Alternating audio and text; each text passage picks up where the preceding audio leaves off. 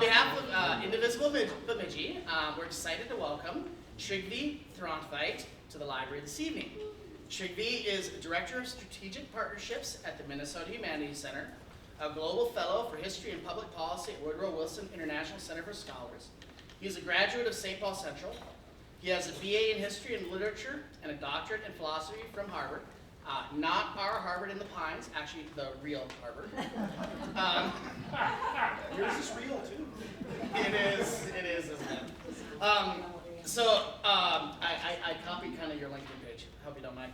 Oh boy, that's Right? He's a citizen scholar and civic entrepreneur committed to dissolving cultural and practical barriers to equitable change.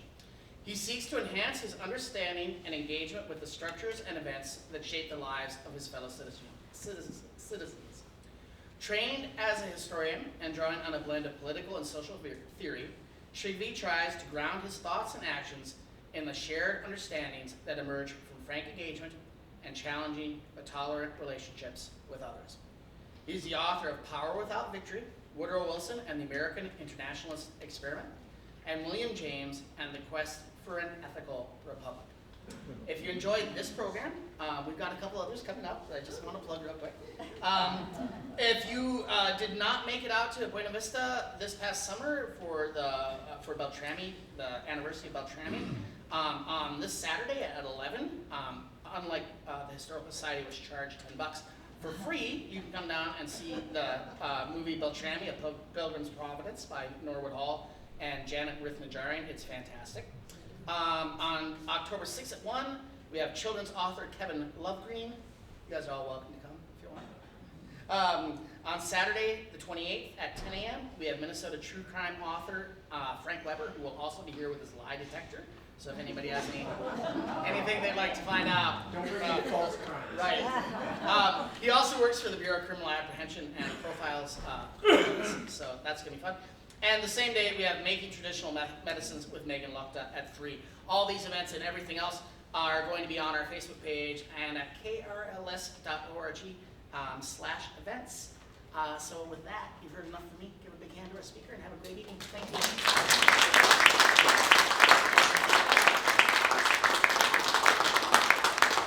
Thank you, Era. I really appreciate the introduction. I have not updated that LinkedIn profile biography for a long time, and it was only. Thank you. It was only slightly cringeworthy to hear it. Read back to me. I also want to thank Will Weaver and everyone else at Indivisible Bemidji for inviting me to speak with you tonight, and Rose for the best wild rice chicken soup I've had these many long years. Thanks too to the staff at Bemidji Public Library for making this space available. I'm a firm believer that our culture is desperately short of what the political theorist Harry Boyd calls free spaces. Spaces structured in ways that moderate how we communicate and work with one another, so that we're in fact freer to be more honest, humble, deliberative, and imaginative about what we talk about and decide to do together. Libraries have for many communities and at many points throughout history served as such free spaces, and I'm really glad to see the Bemidji Public Library offering itself as such a space this evening. So thank you again to Indivisible Bemidji and the Bemidji Public Library. And in fact, it's in the spirit and in the service of free spaces that I join you tonight. I've been asked to talk about civil discourse in 21st century America, and I'm happy to share some of my thoughts on what civil discourse, in my view, is or ought to be, what challenges it faces in our time, what it can help a diverse yet interconnected and interdependent people accomplish, and what everyday citizens can, and in many places are, doing to renew it, and to renew in the process our public life. At the same time, however, I'm not here to define civil discourse in any dogmatic way, or pretend I know exactly why it seems to have declined, or insist that it be understood and practiced only in the ways I find promising. Instead, my hope is simply to create productive conditions for the discussions to follow. Not just the discussion I hope we'll have when my remarks are through this evening, but discussions you'll have later in your week and month and year as you go about the daily work of negotiating life with a bunch of people who sometimes will, but many times won't understand that life the way you do. Some of those discussions, if I'm at all successful, might take place in your own head, a habit I would submit too often dismissed as crazy. I prefer my own inner dialogue as inner vigilance. Regardless, those discussions will ideally take place in an atmosphere suffused with a bit more curiosity than before, even if it's only the curiosity you bring to those discussions. For I truly believe curiosity is like a gas that, when released, tends to spread. In short, I'm here to create a free space in which the gases of curiosity freely swirl. Should my remarks carry the whiff of more noxious gases to any of your mental nostrils, I ask for your patience and for your help clearing the air during Q&A. So assuming we all agree on what the 21st century is, and pretending for the sake of argument that we all agree on what America is, what is this civil discourse to which our time and our place seem so hostile? Well, in my first act as a free space creator, I want to draw your attention to the incredible power of the phrase, "as I understand it," along with its auxiliaries, "in my experience," and "I can only speak for myself." For instance, some people think civil discourse means avoiding controversial topics, or being careful not to make statements that might discomfit your interlocutor. As I understand it, that is not civil discourse. For in my experience, it prevents me from addressing topics, pointing to evidence, and suggesting courses of action that might help me and my interlocutor live more fruitfully together in the civitas, the political society that we both inhabit. Again, some people think civil discourse means discourse that leads to consensus. That if we could just figure out how to talk civilly with one another, just the facts, leave your passions at the door, we would realize that we're all human, we all need the same things, and can all agree on what's best for the whole. As I understand it, that is not civil discourse either. I can only speak for myself, but I don't know of any polity in history where everyone shared the same values and interests and prioritized them in the same way. It seems to me, you can riff on these phrases, it seems to me that a truly effective way of talking in public, a truly effective civil discourse, is necessary for reaching consensus, but no guarantee of reaching it. What I'm trying to suggest, which is another good one if you're taking notes, is that when I worry about the way we talk to one another, I'm not worried about our inability to be civil in the sense of nice or agreeable, but civil in the sense of publicly meaningful and productive. Nice, as we Minnesotans well know, can be the absolute worst. Nice talk can mask passive aggression. Worse, nicely defined and scrupulously followed norms and procedures can clothe and facilitate otherwise naked aggression and even violence.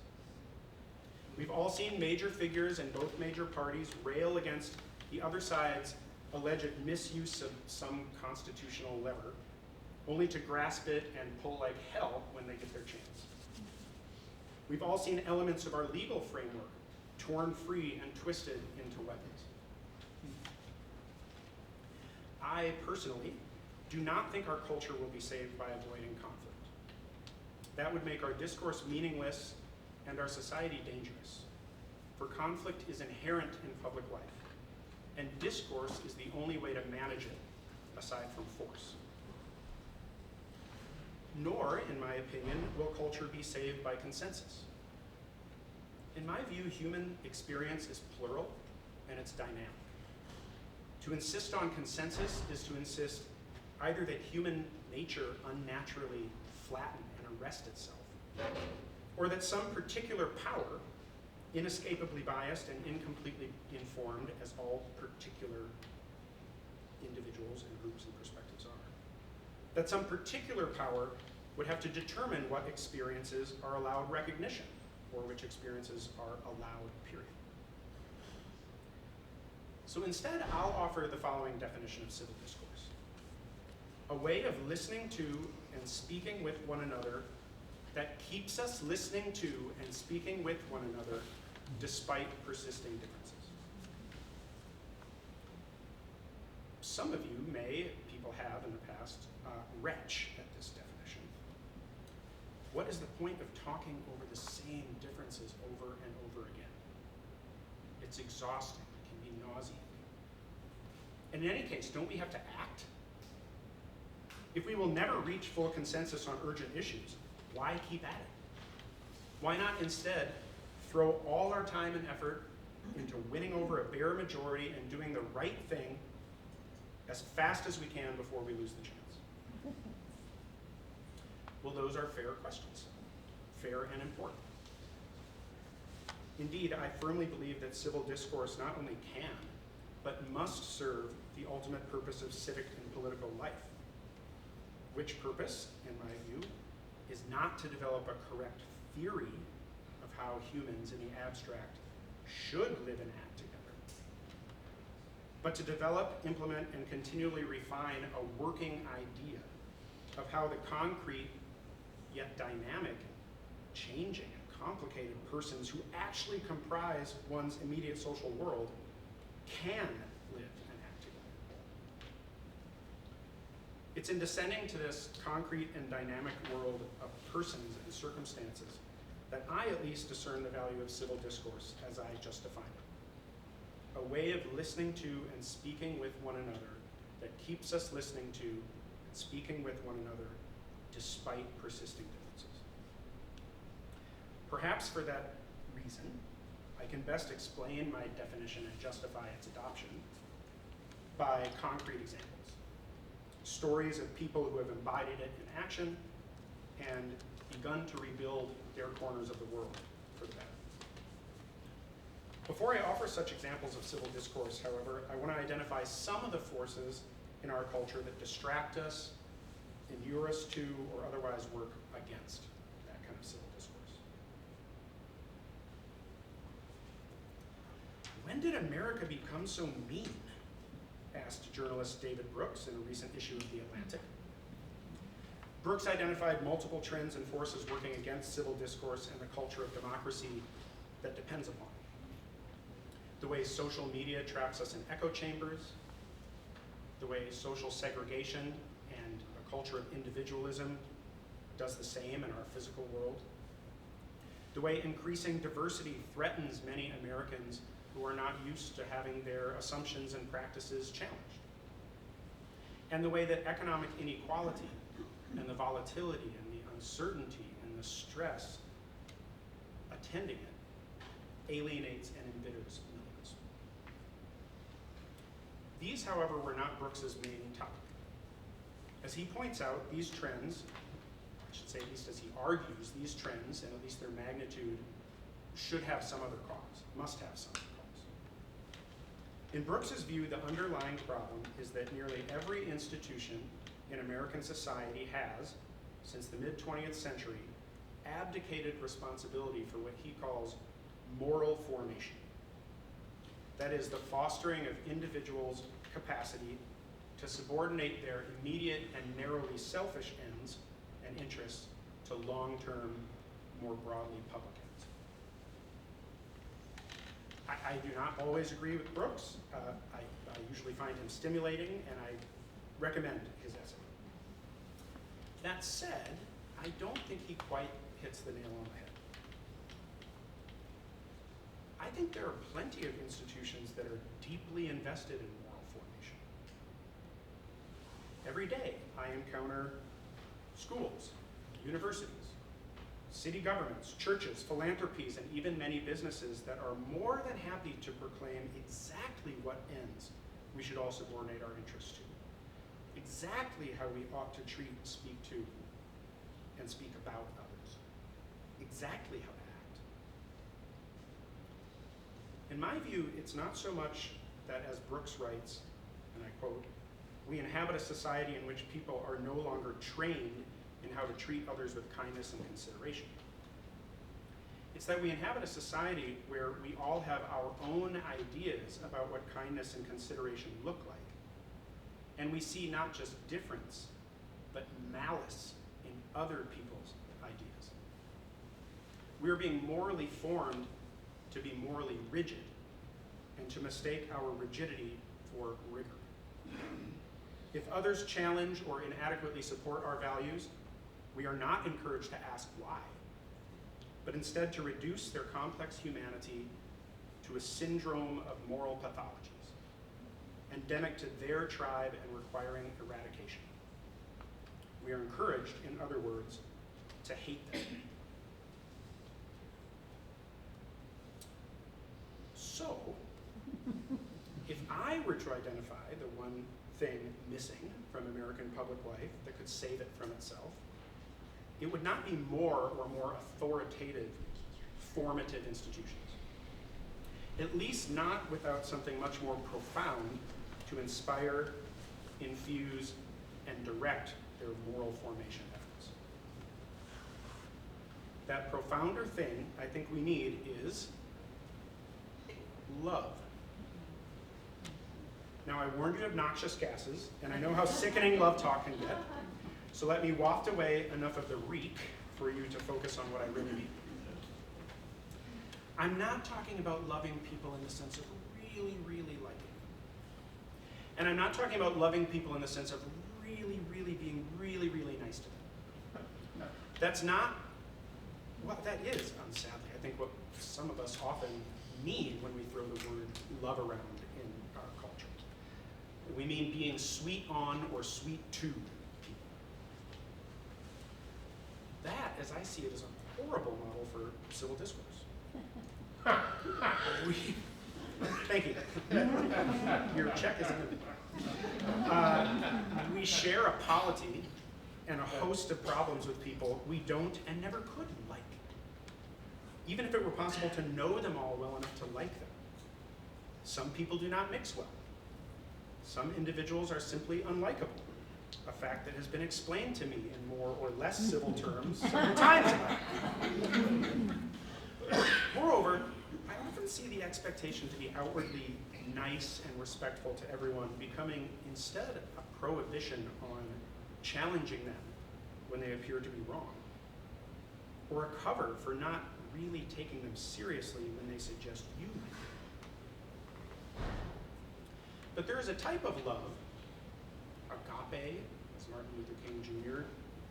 used the Greek term, that does not require you to like anyone, and sometimes demands that you challenge them. I will call this type of love public love. It's not making love in public. I just want to be clear if there are any. We're in a library here, and you have to be careful what you read and say and put on the shelves. I want to. Public love. What is public love? Its twin essences, as I understand it, are recognition and curiosity. Recognition of each person's humanity and dignity, and curiosity about the values, ideals, and perspectives they hold. It is the attitude that every person has something to teach me about the world I share with that person. And that to not take them seriously is to not take a critical fact of my world, the world I live in, seriously.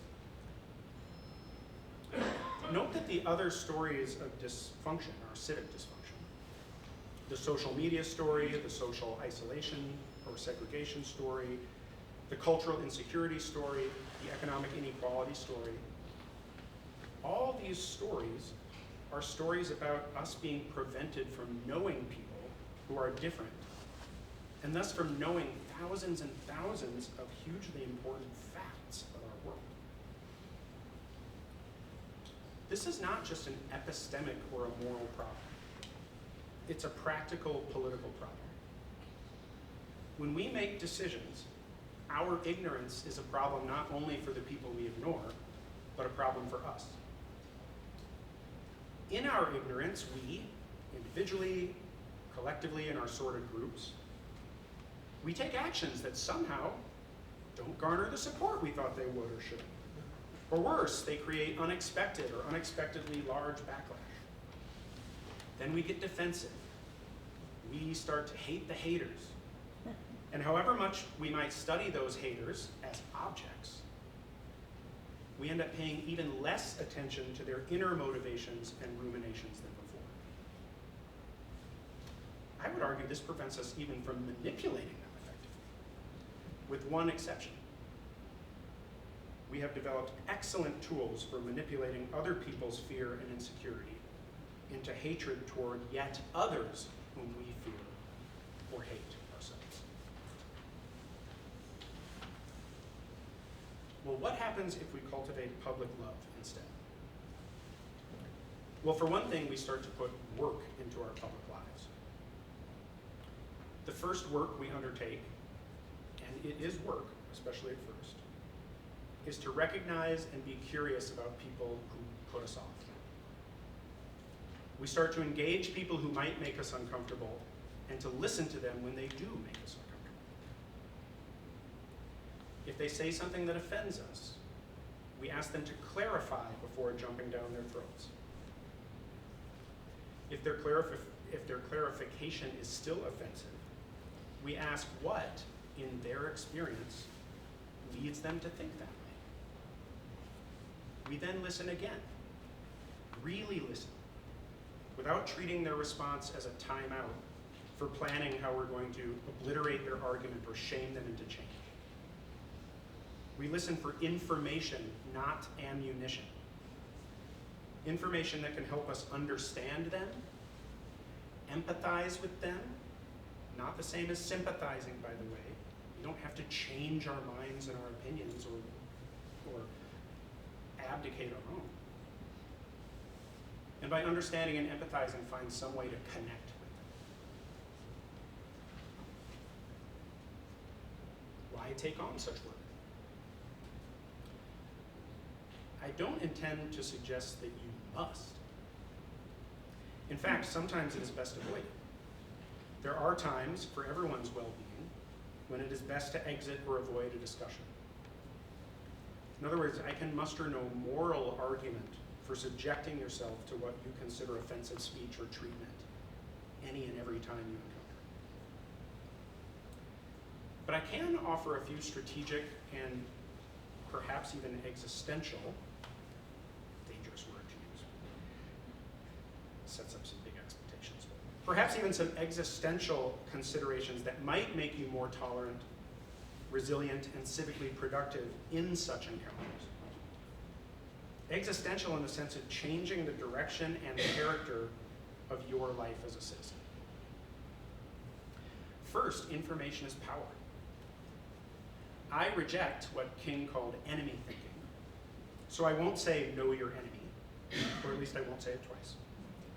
But if you really want to change narratives, practices, and institutions that support what you consider to be unjust or immoral, isn't there value in knowing what leads people to think, act, and join together the way they do?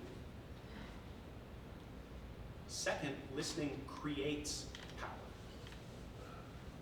I reject the notion, again, that rivals to the causes we hold precious are simply obstacles to be handled or manipulated. So I won't say listening helps you get really good at handling and manipulating people who object to the causes you hold precious. At least I won't say it again. But let's assume that one reason we get offended by certain ideas is that we think they are wrong and want to change people's minds about an issue that is not trivial, but is deeply meaningful to us and them. That means getting them to listen to and actually consider our point of view. How often have you changed your mind on a deeply meaningful issue when someone says, you need to change your mind, and I'll not hear another word about it until you do? We have a bunch of honest people in this room. No hands raised. In my experience, the worst way to change someone's mind is to tell them their mind needs changing. The best way, although it's hardly infallible, this is not a panacea. The best way, though, is to get them to listen to you. And the best way to get them to listen to you is to listen to them first. This creates a special kind of power, a non-zero form of power, a form of power that is not scarce or controlling, but multiplicative and cooperative. When you recognize people as complex human beings and listen to them with curiosity, you generate power. Power for yourself in the form of information, power for you and your interlocutor in the form of openness to new thinking and potentially mutual solutions, and power for society in the form of a relationship that, even if it does not support cooperation on the issue at hand, creates the possibility for work on some other future problem. It is that last form of power, which you could call the power of trust, that we not only lack in this country, but are, I worry, in danger of replacing with a false substitute. So often we hear about the alarming lack of trust in our institutions. Congress, the courts, our schools, our universities. But I think what we really mean is a lack of deference. We do need trust in those institutions, but literally in them, among the people who constitute them. We need people in our institutions who treat their institutional colleagues and rivals with public love. The kind of love that helps people work across differences and solve common problems and achieve common goals. And for that to happen, we cannot simply castigate the people in our institutions as ideological, ineffective, untrustworthy hacks. We need to build a larger culture of public love that expects and helps to cultivate and support authentic, productive civil discourse and conduct in its public servants. Then we will have reason to defer to them. For we will be deferring to people who seek to understand and genuinely represent us in the largest sense of that small word. So there, I've drawn my map of my dream world. Thank you. No. Good luck getting there, right? I admit that there are major obstacles. In some other setting, with some other more expert person leading the discussion, I would love to examine the various legal and policy changes that could help or remove some of the biggest obstacles to this world I'm imagining. But it seems to me that those avenues will never fully open unless there are people with the skills and disposition to open it. And many, many, many, many more people with the wisdom and disposition to support those people. So most of my thought and effort is bent on things that everyday people like us can do to build that culture of public love. Let me share a few examples with which I'm personally familiar. One of them is right here. I mean, this is people getting together and identifying a problem and inviting a stranger to talk about it. I mean, Will did no due diligence on me, I can tell you that. You're also just exercising civic muscles. You may not think that all of you have tons of differences, but I bet when it gets down to exactly how to pursue whatever common goals you have, you realize, I'm not comfortable with that. I don't know if I want to go that far. Or, okay, I can get behind that idea, but I think this is much more urgent. So just by getting together and doing something positive and constructive, you are exercising civic muscles that I want you to encourage to use in even more uncomfortable situations. There's another group that it's sort of like Indivisible and sort of different, and some of you may have heard of it. It's called Braver Angels.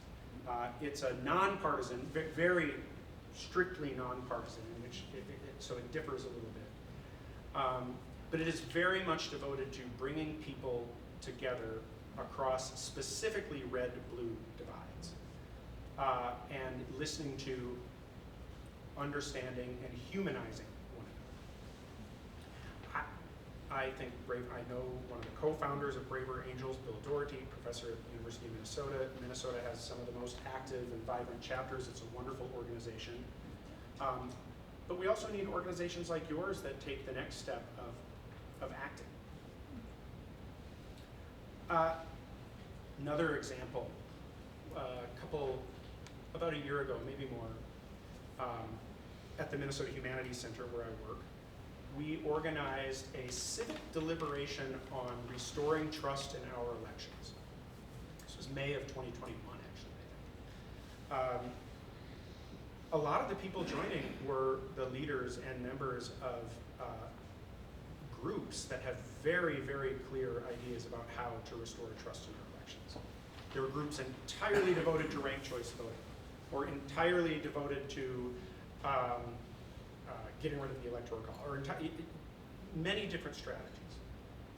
We created a set of readings laying out the arguments, sort of the pros and cons for some of the most prominent strategies, including ones that were either not in accord with the more left-leaning views of many of the attendees. For instance, election security. And the fairly radical idea of universal voting, making voting an obligation that you don't get out of. And then we created a very careful structure for taking people through these readings and sharing their responses with one another. And we asked them to practice these I statements that I was using. We asked them to practice listening and asking for clarification before responding. We asked them to agree to a set of ground rules for their discussion ahead of time. And everyone had to, it was like I was in, a kindergarten teacher. I need to hear everyone say yes. Everyone say yes. Put your phone away. It was phenomenal. We now have groups that had never heard of, and at first were just absolutely aghast at the thought of, let's say, universal elections, holding regular study groups about it. Will they ultimately come out in favor of universal elections? I don't know that. That wasn't the point of my work in that session. The point was to show them that they can learn from other people with whom they disagree, if they're willing to put some work into it and hold themselves accountable for how they show up. We have another, the reason I'm going through all these is not to just, here's a bunch of great stuff at the Minnesota Humanities Center, although you can visit us at mnhum.org. I just think that sometimes we just need real stories of real people actually doing things that are powerful and change them, but are not as big a lift as,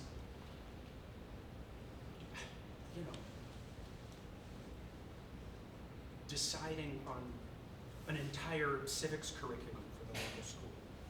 We have to do some other work. It's not that we can just keep putting off teaching civics until we figure that out, but we have to do other work alongside, and work that is logically and emotionally prior to some of those big tasks. Otherwise, they're never going to turn out right. No one's going to feel that, someone is always going to feel that they don't have a stake in it. Whereas people who feel that they have a stake in a process, that they were listened to genuinely, often are willing to abide by decisions that go against their personal values. Not everyone, but a large number of people. We have another project called We Are Water in Minnesota, which is one of my favorites. This is a traveling exhibit about water that brings scientific stories about water in Minnesota to local communities, where we also spend a lot of time with the local host partner, sort of harvesting local stories about individual people there. And what is your favorite memory of water? What is your favorite body of water, and how does it connect you to other people? How is water important to you in your personal or professional life? And people come, and not only do they listen to stories of people from their community and see them braided into these other stories about water quality and these kind of hydrological and biological stories of water. They also are encouraged, and most do, to share their own stories. We have a big, huge map of whatever watershed we're in, and people write their own favorite little water memory on it, and take a pin with a number on the head and stick it in that map, and then write the number of their pin on their story. We have this huge, beautiful database of stories that are all geolocated. People come together. Farmers and environmentalists come together. Brewers and soil and water conservation district people come together. And they all just listen to themselves talking about how much they treasure drinkable, swimmable, fishable water. Well, it's a lot easier to then have a tough discussion about what are the trade-offs with development and water quality that we need to have in our region. Because they have listened to each other and encountered each other first as people who are not exactly like them, but who have stories that are interesting and with which they can empathize, and then maybe even find some similarities. I want to leave time for talks, so I'll just share one more program, and then we can have a discussion. There's a program that I've been deeply involved with for a couple of years now called Third Way Civics. And it grew out of my concerns about the civic crisis in the United States, my belief that we need to address it at the K-12 level. We need high-quality civic learning. We can't just say, well, here's a whole generation that didn't get it in K-12, so let's forget about them once they're in college. So it's a curriculum. We work with higher education institutions all across the state, as well as in Missouri, Florida, Indiana, soon California and Michigan, maybe Ohio, they're considering it, to build the types of skills that I was trying to describe into their content learning. So it's not a separate class on just being a good citizen. It's a US history survey where the way you learn is not by listening to an instructor tell you what to think, or reading a textbook and figuring out what's the adequate answer that I need to regurgitate in order to pass this class. Instead, they're given primary sources that they have to grapple with themselves and teach one another about. And then they have to talk about the thorny issues that they raise. And when they are done answering the prompts that I give them, and they say, we're done, we all agree, I say, great. Now go back and find one passage from each of the 6 documents that challenges your answer.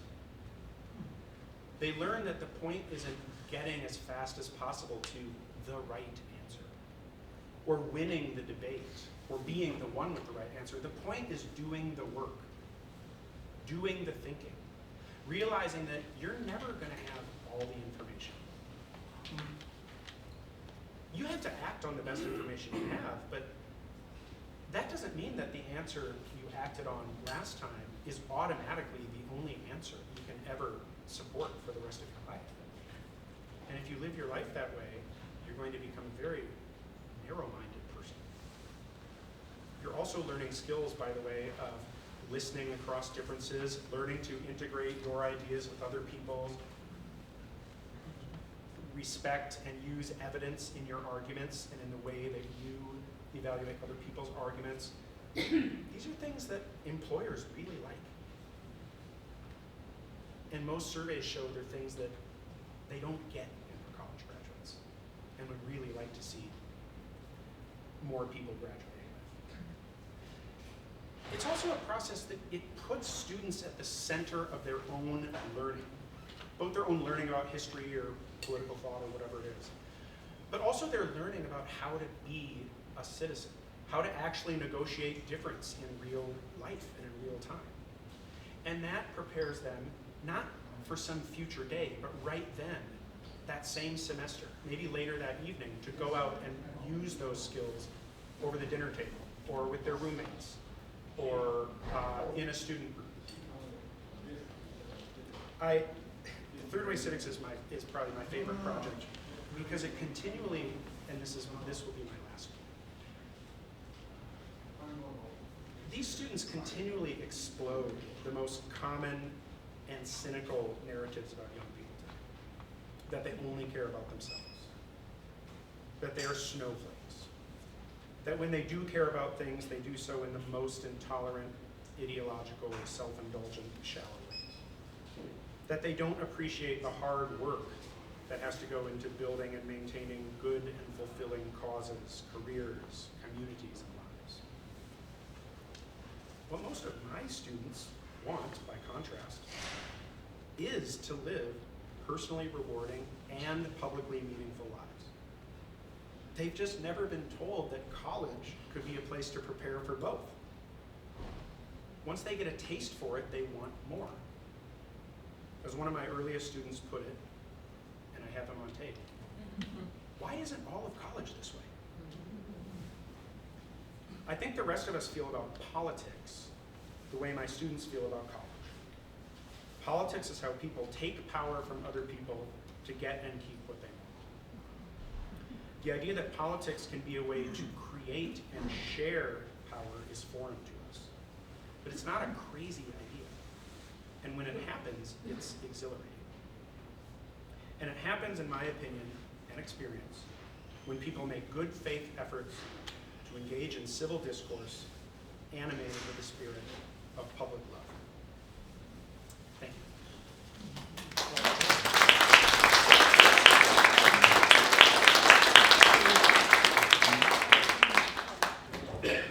I think I'm my own moderator, so yes, in the back. Are you taking questions now? Oh, of course. Yep. 2 questions. In your opinion, do you have a sense of feeling that in the European model of parliaments, where they have questions and they scream at each other for an hour, do you think that lessens? I think it lessens the anxiety because they can call them on white people within reason. And then the second question is, do you think the England system of liability on slander law kind of reins in the press? Thank you for your question. So I'll go back to a point I made. I love delving into these questions, but do not pretend to be an expert on them. I will say, based on my limited knowledge, I think what's more important about the parliamentary system is that the executive is more integrated into the legislative branch. And so you really can't bring a program to the parliament unless you have agreement between the executive and the legislative, unless you can actually get something done. And that means you've had a lot of conversations beforehand where you are working out a lot of thorny, knotty questions. And so the actual program that's brought forth, at least ideally, is less ideological and less performative. Because as we know, a lot of what is introduced, called for by our executive, and I'm not talking about any single party or any single president or anything, whether it's called for by the executive or introduced in Congress, there's never any expectation of it passing. It's a performance. The second question was, remind me again about, slander laws. That's a tough one. I mean, I guess I'm sort of still, I don't really know. My instinct is the best cure for bad speech is better speech, that old saw. Obviously, I think there's a limit to everything. I don't think you should just be able to say anything you want if it can put someone in danger. I think those are situations where, in order to make those decisions, especially if we have to make them on a case-by-case basis, that's why we need to really practice being empathetic with people and saying, wait a minute, does that's just way out of bounds for me. And all I can do is explain why it strikes me that way. That's my very inadequate answer. Thank you. Sure.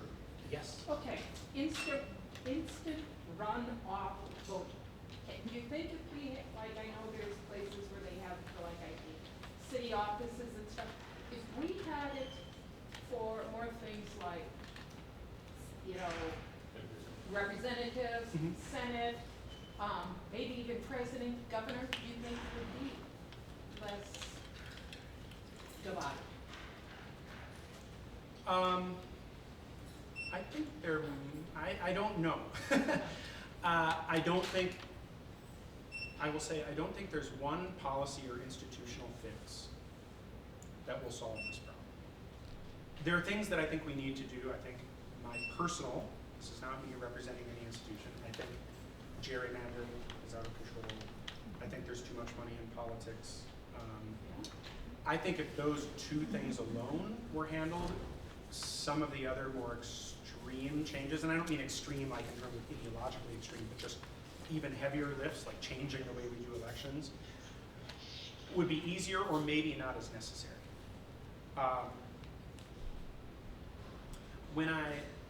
And then I guess my other response is, if I were to learn more about that and think it was really important that we get to that point, my next step would be, okay, how do I or we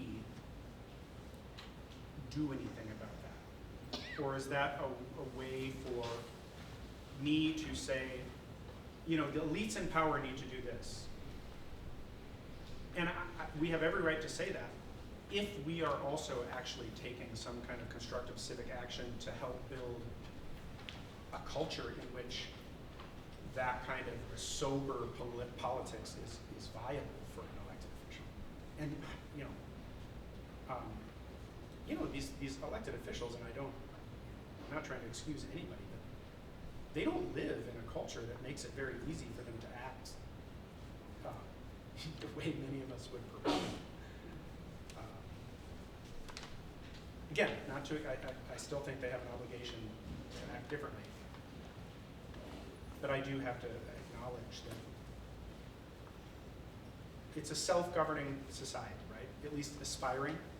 So we need to take on some of that burden of governing ourselves. But that's an excellent question. In general, I think most of these reforms would be useful.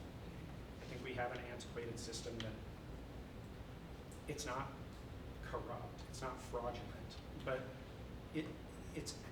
when it works the way it's supposed to, it doesn't make sense to me. And that's half the game, is having people think that it's a system and feel that it's a system that really represents them the way they want to be represented.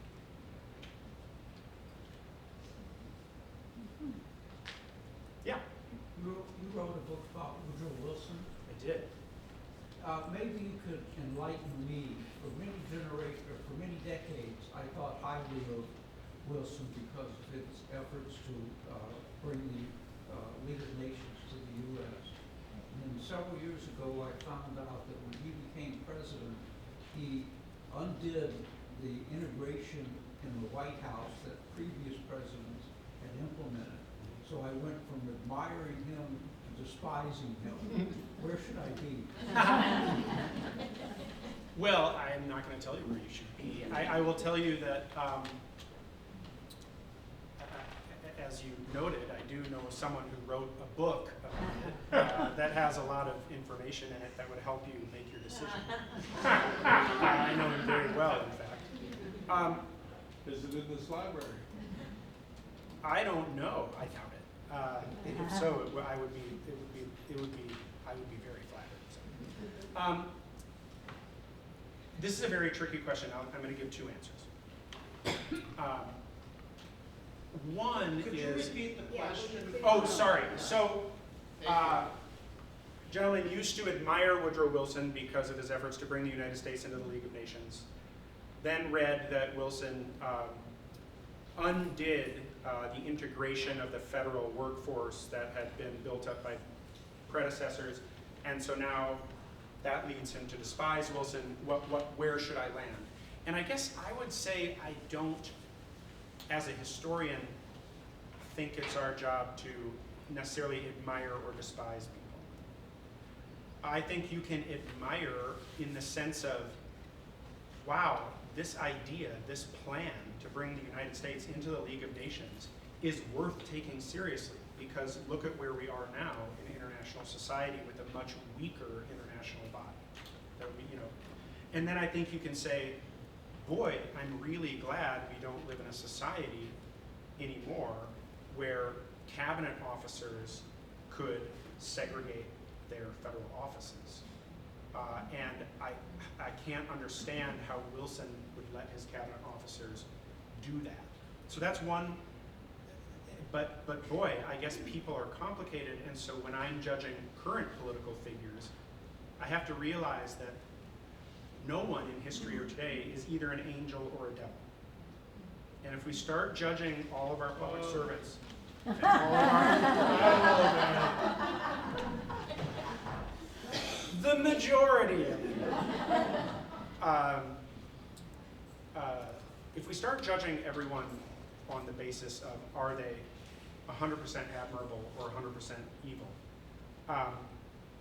we're gonna keep retiring into our ideological corners. Now the other thing I would say is that there is a lot of, and this gets me in trouble all the time, but I wrote a book about it and documented it all. The dismantling of, there's a lot of whitewashing of Taft and Roosevelt that goes on in that story. These were not, I mean, Taft especially was already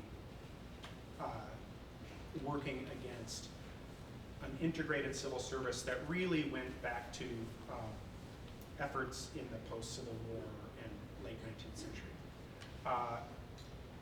Wilson should not have let his cabinet, and Wilson didn't order any of his cabinet officers to segregate the federal government. That's the other thing that's always said that isn't true. But he knew they were segregating the federal government, and he made the calculation that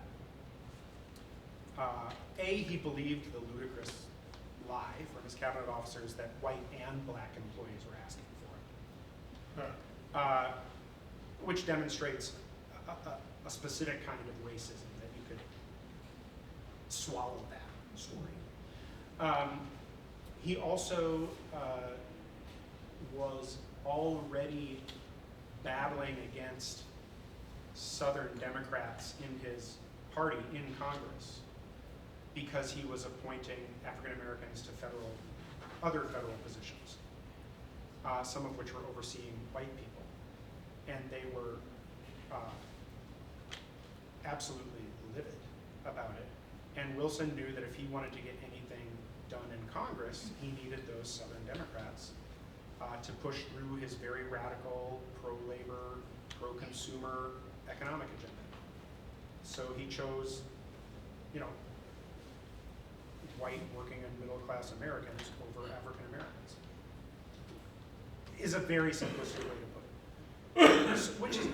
So again, for me, my point is not to say, so see, you should like him or not like him.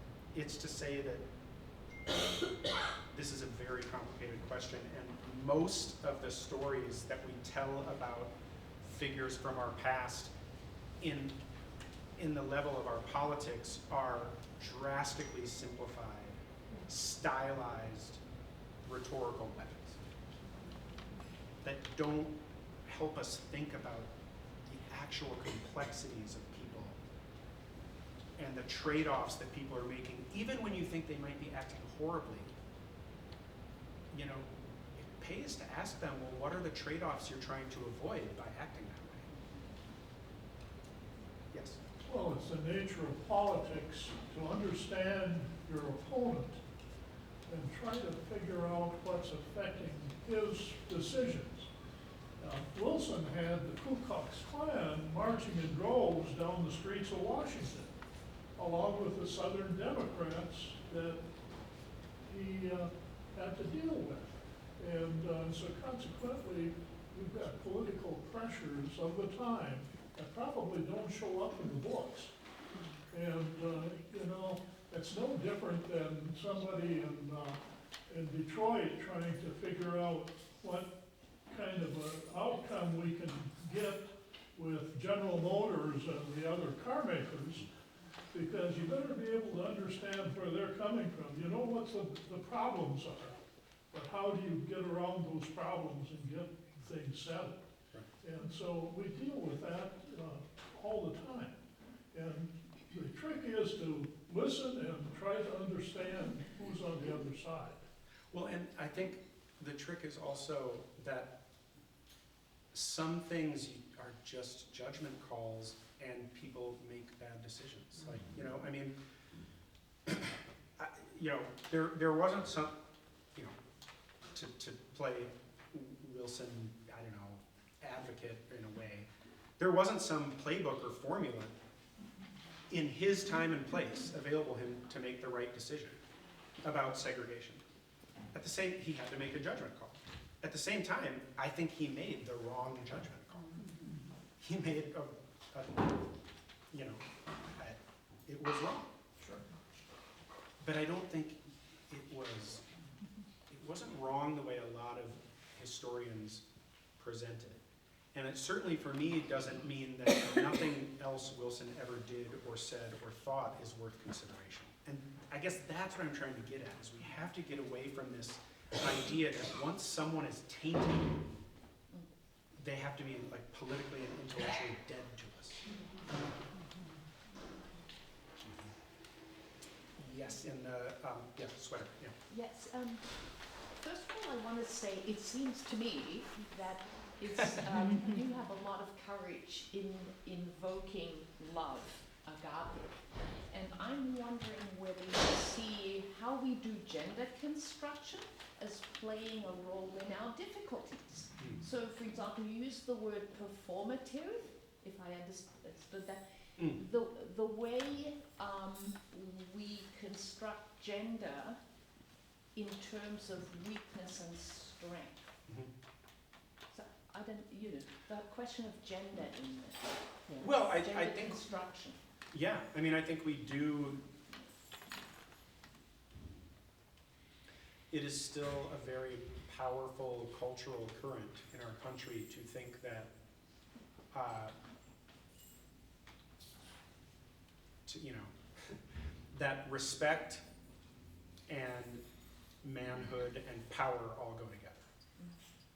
Like you can't, and power of a certain type, which is not, I think, the most actually useful, it's the most destructive kind of power, but not the most useful kind of power. So yeah, I do think, and I think, you know, the changing, and this has been happening for a long time, but it still is real to many, many people, the changing norms around gender for many people in this country, many men especially, happening at the same time that their economic status is declining, happening at the same time that the population is changing, happening at the same time that there's no, you know, 4 channels of news that we all have to watch that's truly kind of national. You know, I think that exacerbates or amplifies, you know, those feelings. For some people it's what others would call really outmoded gender norms. For others it's ideas about race or immigration or citizenship. For others it's, you know, for others it's anyone involved in corporate America is evil, you know. So yes, I do think we need to get a little bit less sensitive about,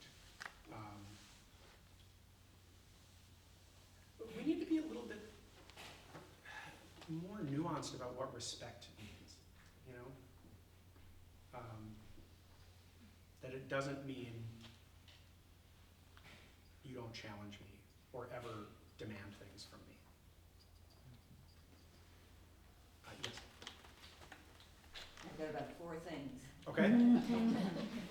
I've got about 4 brain cells. Yeah, I don't know how much time we have. But yeah, I do have a problem with you using the word love. Okay.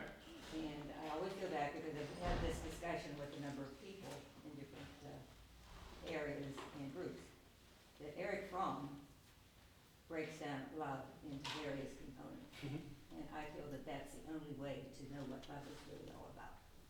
love is kind of a nebulous term to me because it has to be expressed in how you express love. And he says you have to acknowledge, you have to care, you have to be responsible. And he has other components too, that he breaks it down. So I feel that that satisfies me, that if I can express love, I'm doing those things. Yeah, well, I think what I explained as public love was trying to gain knowledge about people, expressing yourself in an honest but respectful. That's how I would look at it. Sure, yeah. But not just for humans, but I mean for the earth itself and for all species that are a part of the earth, which makes the earth how we build it to be. And the other thing is, how do you deal with, and I'll bring up, let's say, an area of academia that we have powerful forces in misinformation and disinformation. Mhm. And this leads to me, because at my age, which is a lot of years of experience, I have a particular reality. And I've developed it through education, through, I hope, critical thinking, and through just my personal experience. Mhm. And where I have arrived with my own reality. And this is where we get into trouble, I feel, because people have different realities. Mhm. And now, I think, I'm gonna ask you, do you have, because there's brainwashing propaganda, which is very effective, do you have psychologists part of your, let's say, the discussion of how you create this civil discourse? Looking at all the individual differences, there are many individual differences how we arrive at our reality. We don't have psychologists on staff, but our frameworks are all based on literature that is informed by psychology, by long-standing some indigenous practices, by people who have done conflict resolution in war-torn states, by people who have been members of truth and reconciliation commissions. So I guess I would resist the idea that there's one science that has to shape the way we approach something that transcends one discipline or one way of viewing the world. But we have to understand human nature. But human nature is not only understood by psychology, I would But submit. still, psychology and psychiatrists do rate personality and what people are prone to become, especially whenever we look at certain people who get power during certain administration. Yeah, I mean, I have nothing against the discipline, either of those disciplines, but I do resist efforts to essentialize people according to any formula when in the history of science, if we've learned anything, those formulas are always open to challenge and changing and eventually refined, if not undermined. But we still look for reasons why people behave the way they do. Sure, of course. And that's why we look at altruism on one side and look at sociopathy and psychopathy at the other. But do we let psychologists define Well, we have to understand. what altruism so that's somehow we is? rate it. So we need to understand that. But apparently shouldn't just be locked into that, because it could be that people are not exactly fitting that model. Mhm. But still, whenever we see what's going on, at least in my reality, in this country, is that power and money is really dominating what is going on. Yeah. Just look at the AUW and But I think Ron Fang and what he had to say. But I think you could reach conclusions about the effect of power and money on people by studying history Absolutely. and learn certain things that don't necessarily conflict with the way you would learn those things through psychology. But we have But you wouldn't want to reduce obvious it, I think, to examples one way of of knowing. the power to dominate and to control. But we also have examples of people who escaped those tendencies. But who's successful? What do you mean by success? Well, looking at the countries around the world, most of them are under authoritarian rule. And they have no way to fight back. They try, but look at the suppression and the violence against them. That seems to be what keeps people in control.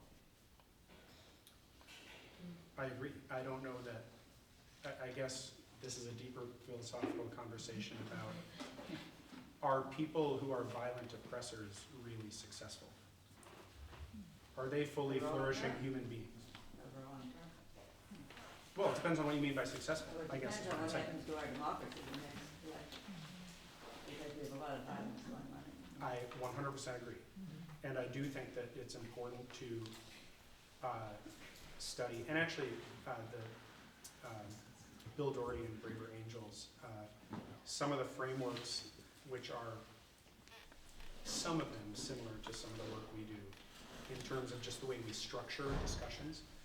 He's a marriage and family therapist licensed, and what he did for Braver Angels was take family therapy and apply it to this red-blue divide. So by no means am I against these types of broad, high-level sort of understandings of human nature and sort of social forces and movements. But I think I just, as a historian, I see how often they don't actually fit the past. Not that they never do, but how often they don't. And then I worry about them creating our future before we do. So that would be my I guess that's my concern when I, at least what I heard you, and this is just me, my own fears and stuff, I heard about rating personalities and classing people, and that to me, that makes me uncomfortable. Isn't that drawn from their behavior and their action? It's drawn from what a fallible human being decides to focus on in their behavior and their actions. We're all fallible. Thank you. No, I look at it as, it depends on if we can have enough people in the 2024 election who value democracy and who understand the situation will be the dominant voters, then perhaps we'll pull ourselves out of this one. And I hope that that will continue. I do think it does depend on, people, what we all do. I 100% agree. And I'm anxious about it also. One last thing, I live very close to the independents and the independent thinkers in northern Minnesota. And I think we all know northern Minnesota is very much different from the urban areas. Mhm. And I can see that many of them are wanting pretty much to not have to change their thinking and their actions. They want to continue what they want, and they're not open-minded enough to include everything. I have experienced that in northern Minnesota, and I've experienced it in the Twin Cities on all sides. I don't just mean left, right, I mean, there are many people who profess causes and policy ends that I 100% agree with, but they remain unwilling to change the way they behave toward others and the way they seek to achieve those. And I see that sometimes, that to me is also troubling. Just as troubling as I mean, let's just call, conservative, not willing to change, and progressives being self-righteous, which is not all progressives. Let me just make that clear here, okay? But when we encounter either of those phenomena, it troubles me. Not being willing to listen to new ideas, and then insisting that someone must listen to your new idea and believe it without taking time to understand that person. Thank you. Did you have a question? Yes, I wanted to first thank you very much for your talk this evening, and also ask if you've cited several resources, and with that, do you have a blog? Do you have ways that we can communicate with you about what you've written, what you've done? I don't have a blog. People keep telling me I should do a blog. I don't know, I think it would be, I'd write like one post and then 6 months later have, well, probably only like 3 responses, but, you know, not have, you know, forgotten I even was writing it. I mean, I'm on the web and my email is on the Minnesota Humanities Center website, and yeah, Okay. anyone can write me and ask about what we're doing, and, you know, yeah, I'd love to be in touch. Okay, thank you. And maybe I'll ask Will if there's some things that I think the group might be interested in based on this conversation. Yeah, I'm gonna pitch it to Sherry Kloha, Sure. who's one of our leaders. Okay. Yeah, I can send you We stuff. can easily put that on our Facebook or our webpage, some contact information if you're willing to do that. Yeah, Okay. that'll be about twice as many people as have ever read anything I've written. I also wanted to ask you if you are aware of the Duluth Civility Project. A little bit. I just became aware of it in talking with. Oh shoot, this is embarrassing. I mean, the answer is no, in that I don't really know much about it. But Oh, well, please there- do tell me more. The Duluth Civility Project has started out rather small in talking about the ideas by developing a poster that speaks to all the components that you were talking about: deep listening, respect, that type of thing. And they have a poster that they've started out with that is posted for free on their website. It's very well done. And it's just a reminder to all of us when we're meeting with each other and doing things together, how we do that together and how we maintain a certain amount of civility while challenging each other with different ideas. Yeah. And, You can be civil and still defend democracy. yes. And so I just think that it's starting out really small, but I think it's building into a number of things. And the posters would be great for civics programs or history programs or any Be a good coursework. thing just to put on the classroom wall. Can you Yeah. repeat the, you? It's the Duluth Civility Project. Duluth Civility. Maybe Thank you. one more question? Yeah, I think in the Richard, blue. did you have a- Yeah, I appreciate your comments, and I imagine that for many in the audience, your ideas resonate. But I wonder how well they would resonate with a much more conservative MAGA-type organization. Have you ever given this talk to an organization like that? I wouldn't say a mega organization. Mhm. They tend to see, an organization that has the word humanities in it and not do a lot of deep looking as to who might want to talk to them. But I have, yes, I have made these same conversations with quite conservative people. In fact, one of the first adopters of this Third Way Civics program,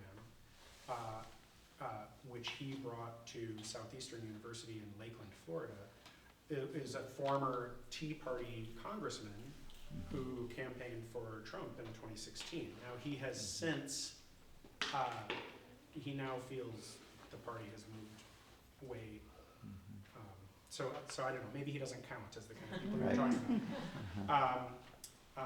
But he's sure happy about the current Supreme Court, and yet we talk about these things all the time. He also happens to be, he's in the former members of Congress, and has really genuine, deep friendships with super progressive former Democratic congresspeople. So it can happen, yeah. And they argue about policy and try to find common ground and think about things they might, if they're going to keep arguing about something, let's not let that, foreclose working together on something we might actually both agree on. So, when you talk about things, if you get away from language like, what's conservative and what's progressive and what's frankly, right and wrong in terms of, ideological stuff. And you talk about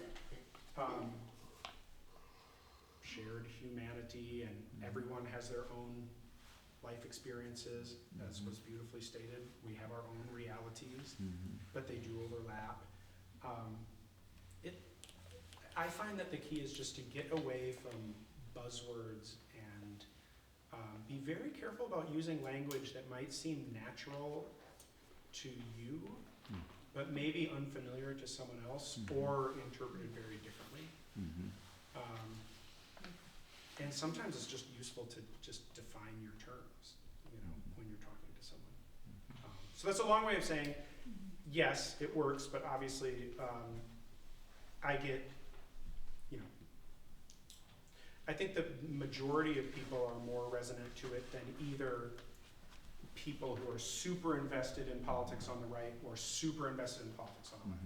What I get often from the left is, okay, this all sounds good, but none of it is directly dismantling white supremacy. And I say, I mean, I could make an argument that I think in order to dismantle white supremacy, we need this kind of a culture, but you're right, I'm not, I don't know how to directly dismantle white supremacy. Right. And, they don't have to, they don't need to justify their efforts to do that to me. I'm not about telling them not to do that. So it's yeah. People like to think, you're gonna groan again, but a lot of people like to do the right thing, right?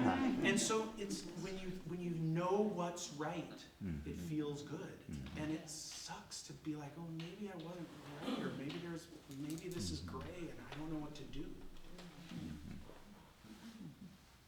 Come on, some people like to do the right thing. Give me that. Lots of people like to do the right thing. Yeah. Well, hey, thank you. Sure. This is great. I'd like to put